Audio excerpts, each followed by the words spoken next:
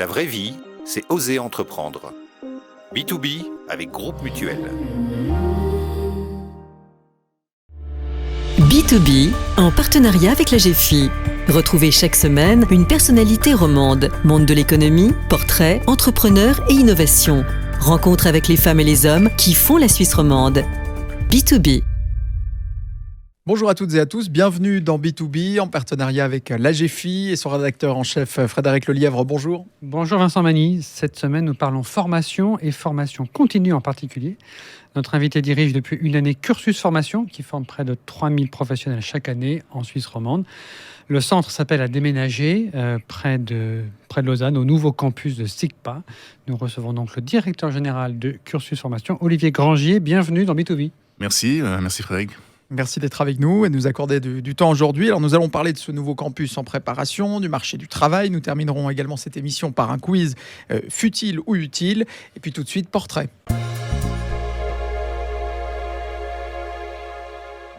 Olivier Grangier, avant de parler de sport, ce chiffre en Suisse, 68% des 25 à 65 ans suivent des formations continues, un taux nettement supérieur à la moyenne des pays de l'Union européenne, 42%.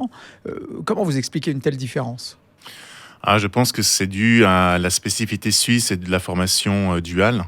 On a la possibilité effectivement d'avoir une formation académique, mais également, suite à un apprentissage, on peut également suivre tout au long de sa carrière professionnelle une formation continue adaptée. Et je crois que c'est ça qui permet d'avoir un taux de formation important. Vous l'avez testé, éprouvé cette formation duale, puisque vous êtes ancien sportif professionnel, en l'occurrence dans le basket. Pas professionnel. J'aime à dire que je servais le thé froid à la mi-temps. Non, de haut niveau tout de même. Voilà, de bon niveau. Semi-professionnel. Voilà. Oui, alors je suis issu effectivement de la formation professionnelle. J'ai commencé par un apprentissage de commerce, suivi une maturité professionnelle. J'ai suivi le SAVI dans le marketing. J'ai aussi après la chance de faire un executive MBA et encore il y a quelques années une formation à l'IMD dans le marketing digital, donc effectivement.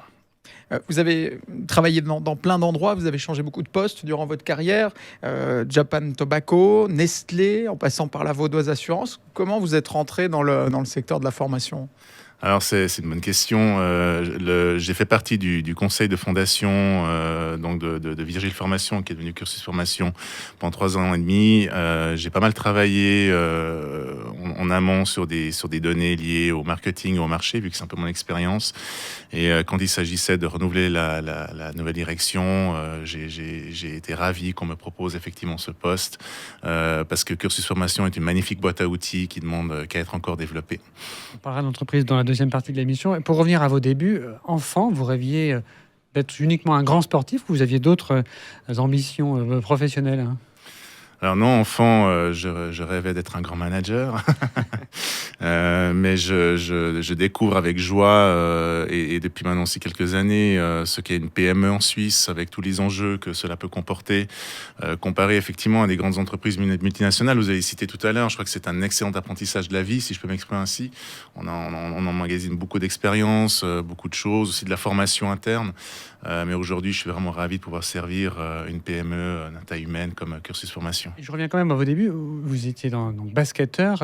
Qu'est-ce que vous gardez du basket ? Il y a les clichés que c'est un sport par équipe, donc c'est utile. Mais est-ce qu'il y a d'autres valeurs particulières liées à ce sport qui vous sont utiles aujourd'hui ? Oui, alors le basket, c'est avant tout le respect de l'adversaire et de l'autre, en tout cas celui qui a le ballon. Et aujourd'hui, c'est quelque chose qui me tient à cœur, non seulement le respect, mais la confiance qu'on peut avoir envers des partenaires et des collaborateurs. La formation, est-ce qu'on peut dire que c'est un produit comme un autre ? Non, c'est pas un produit comme un autre. Je crois qu'on a une responsabilité d'arriver avec une pédagogie et une qualité de formation adéquate par rapport à ce que recherche le participant. On doit pouvoir s'entourer de formateurs de qualité, ce qui est notre cas, et surtout qui ont toujours un pied dans le monde professionnel. C'est pour ça qu'on appelle la formation professionnelle continue par rapport versus l'académique. Donc on a quand même un niveau de responsabilité important. Mais alors, en venant de Nestlé, de Japan Tobacco, d'une compagnie d'assurance, qu'est-ce qui vous a marqué en arrivant dans ce secteur, la première chose ? Je pense que c'est toute l'expérience, le parcours des participants que je rencontre. À chaque fois qu'il y a une nouvelle classe qui s'ouvre, je vais à leur rencontre. Et ils ont tous un parcours différent, mais ils viennent pour la même formation. Et non seulement, je crois que la formation va leur apporter quelque chose dans leur cursus professionnel, mais c'est également tout ce réseautage, tous ces échanges qui vont pouvoir avoir lieu pendant ces mois ou ces années de formation entre eux, qui fait que la formation continue apporte un plus.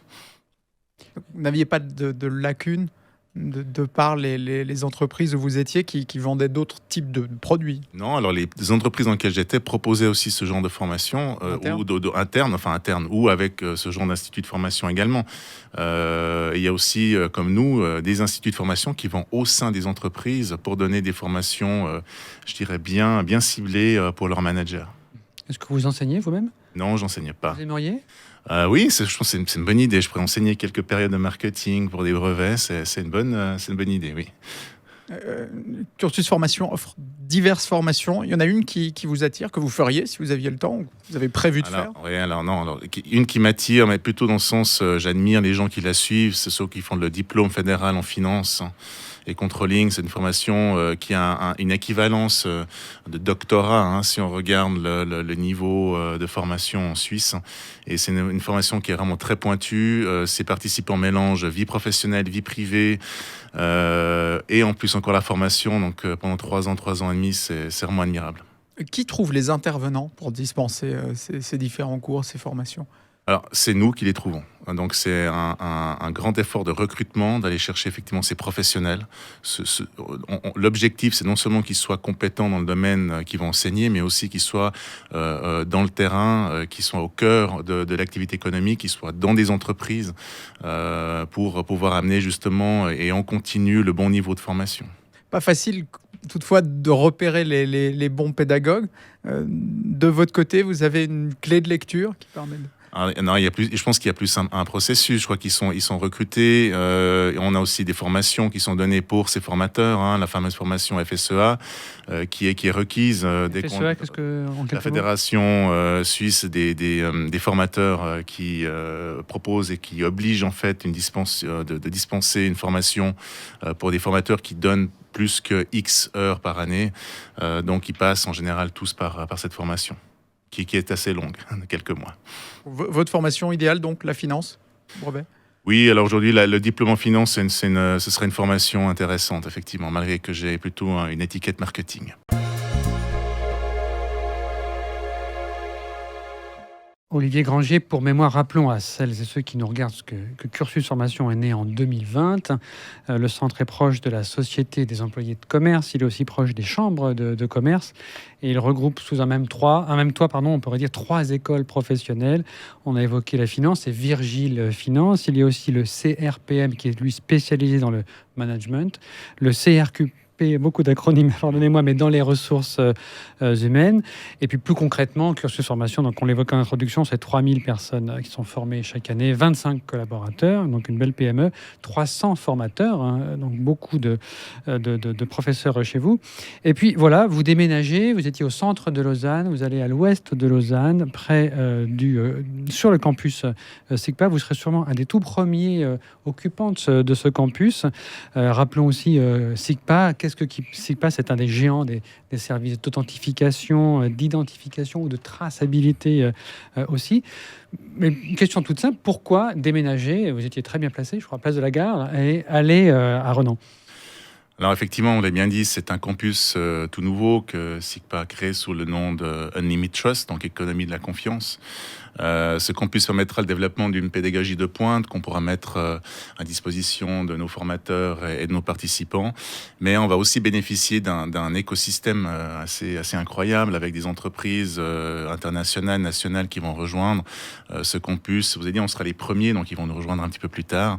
Et puis de profiter de tout cet écosystème pour partager et développer ensemble des opportunités dans le monde de l'information. D'être au centre de Lausanne auparavant, il n'y avait plus d'avantage à être particulièrement là?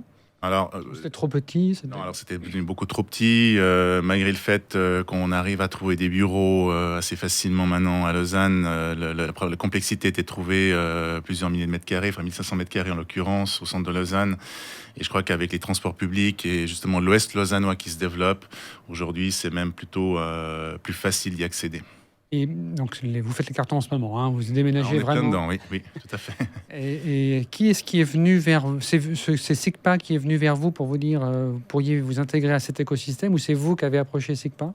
On s'est un peu retrouvés mutuellement. Donc SIGPA fait partie de l'association suisse même, donc l'association suisse des métiers de machines et l'industrie.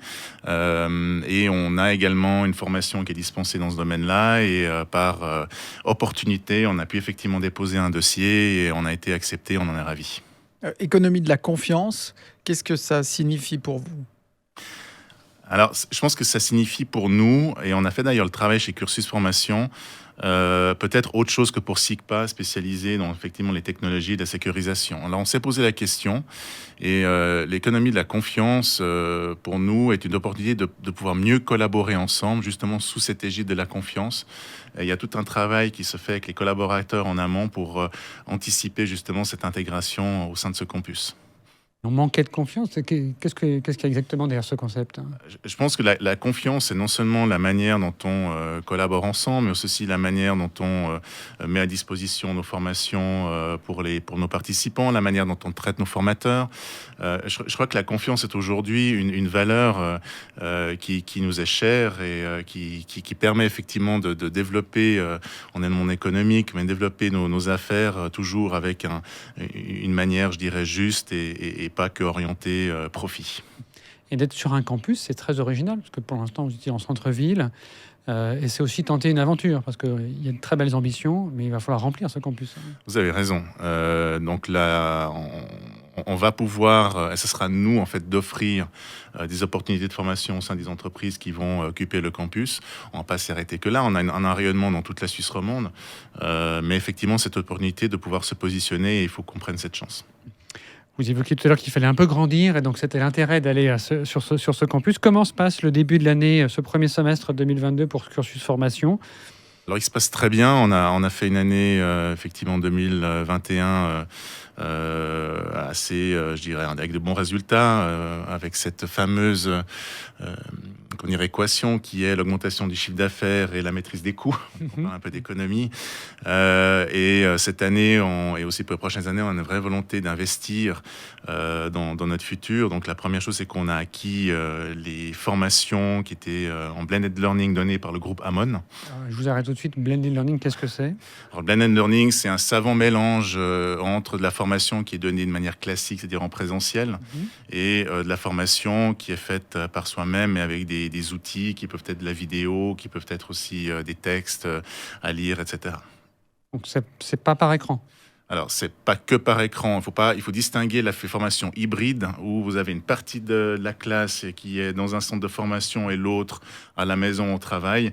Là, c'est vraiment durant tout le cursus d'avoir une formation qui est à la fois des fois sur place, mais des fois aussi en ligne avec les outils informatiques. Donc, vous reprenez ces activités de l'entreprise Amon Consulting.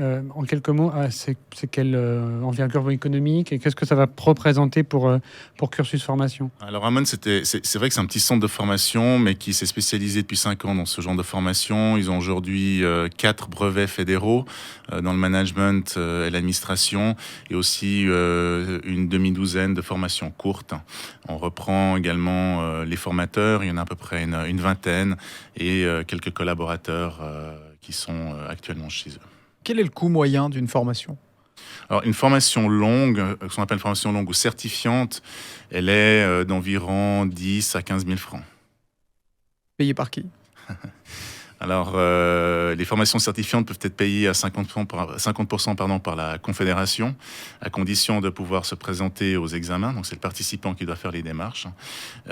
Sinon, en règle générale, selon notre expérience toujours, l'employeur participe soit partiellement, soit totalement, ou dans le cadre d'une reconversion professionnelle, là, c'est souvent le participant lui-même qui paye. Quel est l'âge moyen des participants ces formations? Alors, ça dépend vraiment beaucoup des cursus. Si on prend les ressources humaines, qui est l'une de nos filières, on a, je dirais, entre 30 et 35 ans, c'est plutôt un public féminin.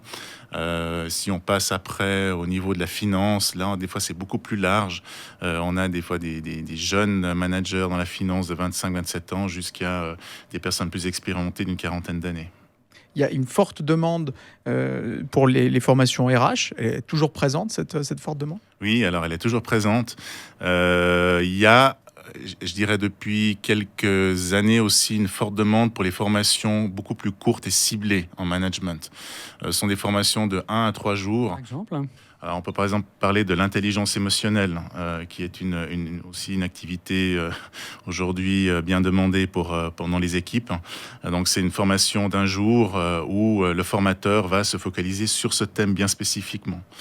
Aussi, une autre formation qui s'appelle Manager vos équipes, qui est basée, alors elle, sur plusieurs jours, mais qui permet d'avoir après une boîte à outils pour des jeunes managers qui ont peut-être pas encore toutes les soft skills ou les compétences, de savoir-faire, savoir-être au niveau du management, d'arriver après, retour chez l'employeur avec ses compétences. On dit que beaucoup de métiers dans le futur n'existent pas encore. Vous faites de la veille pour essayer de comprendre quelles seront les professions de demain? Alors, on fait de la veille, mais on est surtout en partenaire avec, je dirais, tous ces instituts qui, je dirais, règlent un petit peu ces différentes formations, ce qui est le cas pour les comptabilités, ce qui est le cas pour aussi les ressources humaines. Donc, il y a des associations professionnelles qui organisent aussi, par exemple, les examens avec lesquels on est très proche pour savoir comment est-ce qu'on doit composer la formation. Pour répondre à leurs besoins. Je dirais, aujourd'hui, on dit toujours qu'un comptable, demain, n'existera pas. C'est faux. Un comptable aura peut-être une activité un tout petit peu différente dans 5 ou 6 ans qu'il aura aujourd'hui, mais le métier continuera d'exister. La transformation énergétique, il y a une demande des entreprises pour former les gens? Alors, on n'est pas du tout dans ce domaine-là. Par contre, ce sont des thèmes qui sont toujours abordés, même dans certains aspects de la finance ou voire même du marketing ou la communication dans des domaines spécifiques, effectivement. Vous reprenez ce portefeuille de formation d'Amon Consulting. C'était parce que ça vous manquait et parce que c'est vraiment la manière de croître sur ce marché, c'est par acquisition? Alors, c'est soit par acquisition, ou soit de le faire tout seul. Le faire tout seul prend des fois plus de temps, coûte aussi parfois plus cher. Là, on avait une réelle opportunité de transformer cette rencontre avec Stéphane Mulleman et son équipe, avec un partenariat sous la forme d'une reprise d'activité. Et on en est ravis, parce qu'on va pouvoir aller un peu plus vite. Parce que le marché est encore assez éclaté. Alors, il y a d'autres acteurs, je peux citer Romandie Formation, il y a aussi l'IFAGE, vous avez mentionné dans un autre domaine le SAVI, qui est très connu dans le marketing. Ce marché, vous le voyez évoluer comment dans les prochaines années? Alors, je pense qu'il y aura effectivement encore d'autres groupements, je ne peux pas vous dire lesquels. C'est un marché qui est très concurrentiel, surtout en Suisse romande. Il faut qu'on puisse arriver avec une offre adaptée en fonction de celle qui existe déjà dans une région ou par un autre acteur. Aujourd'hui, on ne peut pas arriver avec une formation à foison, une offre à foison et finalement c'est le meilleur qui va pouvoir être choisi. Sur quoi se joue vraiment la concurrence? Elle va être, le prix intervient dans quel degré de cette concurrence? Alors, je ne pense pas que le prix soit le plus important. Ce qui intervient est le choix des participants, et généralement fait par la qualité effectivement des formateurs, aussi par la réputation du centre de formation, que ce soit, on a parlé par les formateurs, mais aussi le taux de réussite. Le taux de réussite compte beaucoup. Quand vous passez 1 année et demie à faire une formation, puis que vous n'avez pas beaucoup de chances de réussir, on a des fois un peu peur de s'inscrire. Et puis aussi, je dirais, l'expérience et le rayonnement du centre de formation par le passé. Alors justement, on parle d'expérience dans tous les secteurs. Au-delà de l'enseignement, comment est-ce que ça se matérialise l'expérience, pas dire de clients, mais d'apprenants ou de clients aussi? Oui, alors les apprenants, un peu comme nous, ils évoluent. Je dirais les apprenants d'hier ne seront pas les mêmes de ceux de demain. Ils ont d'autres attentes. Ils ont surtout d'autres attentes de la manière dont ils vont recevoir la formation. J'ai toujours un des plus gros enjeux qu'on a aujourd'hui, c'est de passer de spécialistes ou d'experts de la formation continue à de véritables experts de la facilitation d'apprentissage. On parle de millénium, on parle de gens qui sont habitués à aller dans les réseaux sociaux, à chercher de l'information un peu partout. Donc on doit aussi pouvoir s'adapter quand on donne la formation. J'ai vu que vous travaillez avec une start-up ou ex-start-up de l'EPFL qui s'appelle Magma Learning, de l'intelligence artificielle. Je n'arrive pas à voir le lien avec cursus formation. Qu'est-ce qu'ils peuvent vous apporter? Alors, quand je les ai rencontrés la première fois, j'avais de la peine à voir le lien aussi. Ce qui est superbe dans l'intelligence artificielle, c'est que vous pouvez arriver avec un document ou une formation de plusieurs pages, la passer dans leur machine et ils vont pouvoir développer des questions, des quiz sur cette matière-là. Par exemple, est-ce qu'on peut avoir un... Dans les ressources humaines, on a fait ça avec les assurances sociales. Donc, un sujet d'assurance sociale qui comporte à la fois des calculs, mais aussi de la théorie. Donc, ce sont des supports de formation bien précis qu'on a transmis à Magma Learning et ils sont revenus avec des questions, des quiz que le participant peut compléter un peu au fur et à mesure sur une application, dans le train ou à la maison. Et en fait, ça permet aux participants non seulement de savoir où est-ce qu'il en est par rapport à l'acquisition de la connaissance, mais également de qu'est-ce qu'il doit faire pour encore mieux apprendre. Vous voulez dire que au fur et à mesure que l'apprenant répond aux questions, le questionnaire change pour s'assurer qu'il a compris tout le champ qui est censé être couvert. Exactement, c'est exactement ça. Ils ont aussi des responsables pédagogiques qui sont cadrés aussi d'anciens professeurs habitués à donner des formations dans le domaine académique. Donc c'est assez poussé et c'est vraiment une belle opportunité. C'est pas, je dirais, ça va pas remplacer la formation présentielle. C'est vraiment un outil supplémentaire. Un outil et qui sera d'autant plus à propos qu'on est j'allais dire l'hybride, mais vous allez me dire le blended. Comment on pourrait dire ça en français ? C'est une bonne question. Blended, la formation intégrée peut-être, mais... on va demander aux Québécois qui ont toujours la réponse à cette question. Puisqu'on parle d'attente de participants, il y a quelque temps, nous recevions Christophe Vanière, qui est le capitaine de l'école 42 à Lausanne, une école sans notes, sans horaire, sans obligation, sans prof aussi. Ce modèle, il vous intéresse ? Alors, je crois que c'est un modèle qui est vraiment intéressant et surtout très complémentaire. Le modèle de formation que cette école propose permettra... Code informatique, on peut le rappeler. Pardon, permettra effectivement d'amener cette compétence qu'ils veulent donner dans le domaine de l'informatique de manière un peu plus experte et plus facile que peut-être des formations classiques. Et nous, on essaie de faire un petit peu la même chose dans des domaines différents qui sont les ressources humaines, la finance et le management. Sauf que ce n'est pas applicable forcément à tous les domaines. Pas forcément, non. Mais il y a un élément intéressant avec l'école 42, c'est qu'ils ont aussi des sponsors qui cherchent des codeurs. Est-ce que vous avez aussi des entreprises qui vous approchent en disant, voilà, vraiment là, on voudrait sécuriser des spécialistes RH, financiers de la prochaine volée ? Est-ce que c'est un dialogue que vous pouvez avoir avec les entreprises ? Alors, on a un dialogue avec les entreprises qui viennent vers nous en disant, par exemple, nous avons chaque année X nouveaux managers qui doivent être formés dans la gestion de leurs équipes. Ils disent, par contre, vos formations sont très bien, mais on a besoin d'intégrer l'ADN de l'entreprise au sein de cette formation. Donc, on va chez eux avec nos formateurs, mais ça permet effectivement d'être beaucoup plus ciblé et en intégrant des valeurs de l'entreprise, mais pas sous forme de sponsoring tel que vous l'avez décrit auparavant. Olivier Granger, dernière partie de cette émission, le quiz fut-il ou utile ? Alors, les notes à l'école, Olivier Granger, vous êtes un couleur ou les notes sur 6 ? Le minimum pour passer. Le tabac, chauffé ou la gitane papier maïs ? Arrêté depuis 5 ans. Est-ce qu'on prévoira un jour, on donnera un jour à Cursus Formation un cours sur les NFT ou un cours sur le Forex ? Je pense qu'on a beaucoup de spécialistes qui sont dans le domaine financier qui pourraient déjà nous renseigner là-dessus. Vous parlez d'économie de confiance, poignée de main ou contrat à clause multiple ? Les deux sont là, mais on doit toujours terminer par une poignée de main. Merci beaucoup Olivier Granger. Merci à vous. D'être venu aujourd'hui sur le plateau de B2B. Merci Frédéric Lelièvre. Merci Vincent Magny. On se retrouve tout prochainement pour partir à la rencontre de nouvelles entrepreneurs en Suisse romande, juste après la pause estivale. Portez-vous bien, bel été et à bientôt. B2B, en partenariat avec la GFI. Retrouvez chaque semaine une personnalité romande, monde de l'économie, portrait, entrepreneur et innovation. Rencontre avec les femmes et les hommes qui font la Suisse romande. B2B. C'était B2B avec Groupe Mutuel, l'assureur des entreprises et des indépendants.